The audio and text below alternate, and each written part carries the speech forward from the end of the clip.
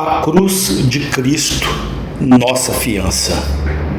Parte 1, 3/7/2023. A cruz de nosso Senhor Jesus Cristo. Gálatas 6, versículo 14. A morte na cruz sempre foi, acima de todas as outras, considerados a morte da vergonha. O fogo, a espada, o machado, a pedra, a cicuta, por sua vez, foram usados pela lei como seus algozes, mas estes foram, em tantos casos, associados à honra, que a morte por meio deles não foi considerada nem amaldiçoada, nem vergonhosa.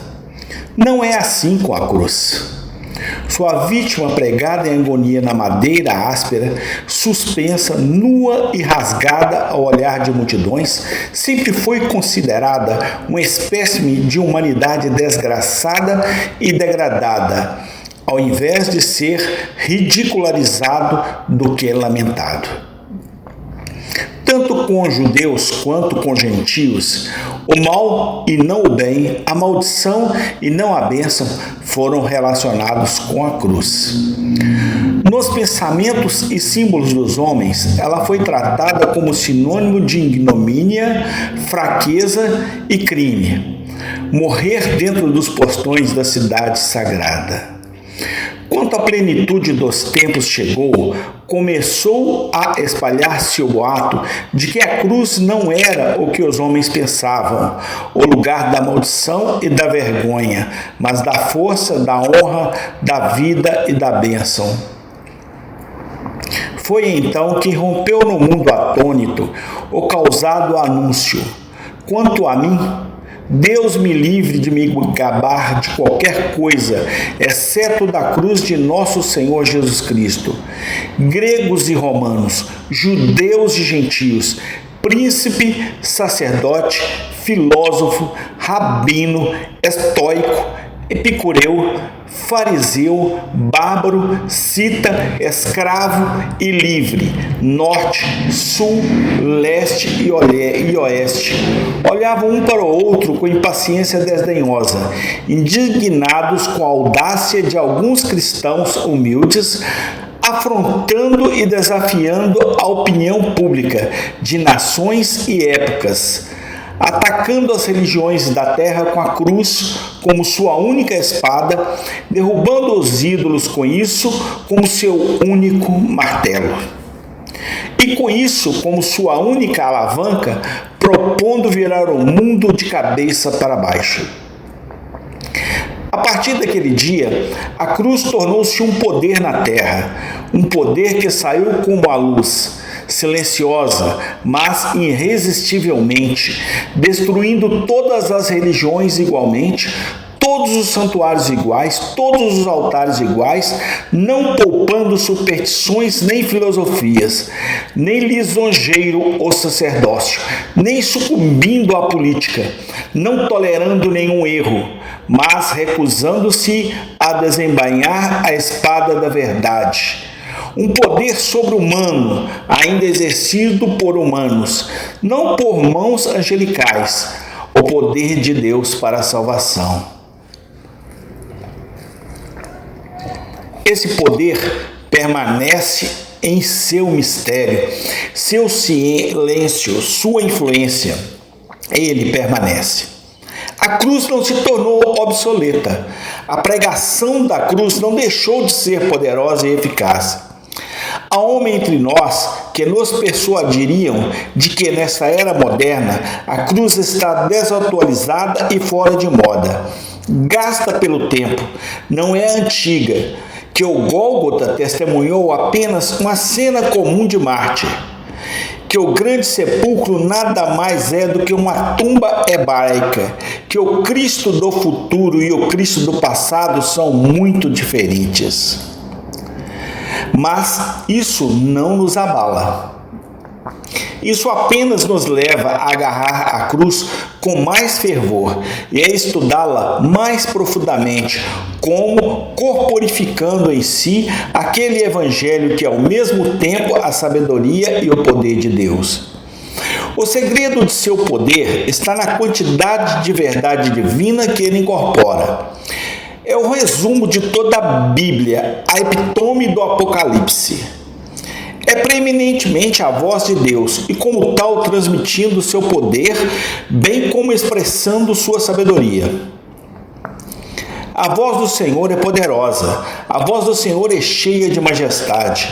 No entanto, a cruz tem seus mistérios, ou como diriam os homens, seus quebra-cabeças, suas contradições.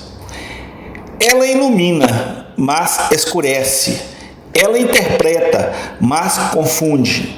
Isso levanta questões, mas se recusa a responder a tudo o que levantou. Resolve as dificuldades, mas também as cria. Ela bloqueia e desbloqueia. Ela se abre e ninguém fecha. Ela se fecha e nenhum homem abre. É vida, mas é morte. É uma honra, mas é uma vergonha. É sabedoria, mas também tolice. É ganho, é perda, perdão e condenação, força e fraqueza, alegria e tristeza, amor e ódio, remédio e veneno, esperança e desespero. É graça, mas é justiça. É lei, mas é a libertação da lei. É a humilhação de Cristo, mas é a exaltação de Cristo. É a vitória de Satanás, no entanto, é a derrota de Satanás. É a porta do céu, é a porta do inferno. Olhemos para a cruz como a proclamação e interpretação divina das coisas de Deus, a chave de seu caráter, sua palavra, seus caminhos, seus propósitos, a pista para as complexidades do mundo e da história da igreja.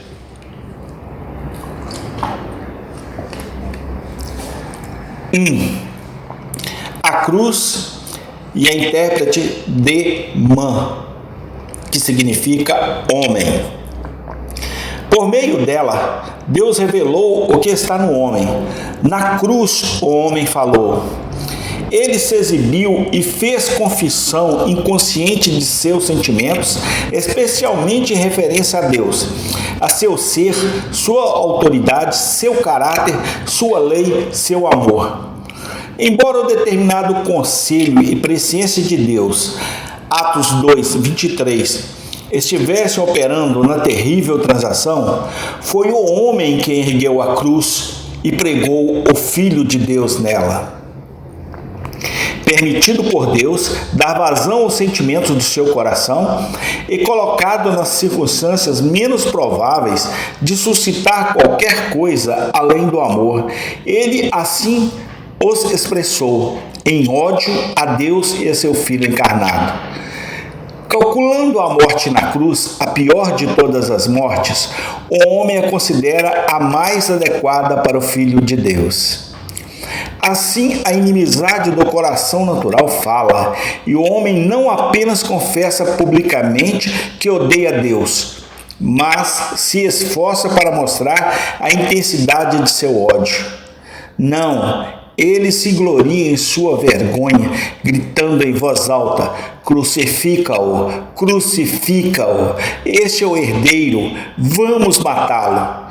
Não este homem, mas Barrabás. A cruz assim interpretou o homem, desenhou a máscara, definiu religião em seu rosto e exibiu uma alma transbordando com a malignidade do inferno. Você diz: eu não odeio a Deus. Posso ser indiferente a Ele. Ele pode não estar em todos os meus pensamentos, mas eu não o odeio. Então, o que essa cruz significa? Tem continuação.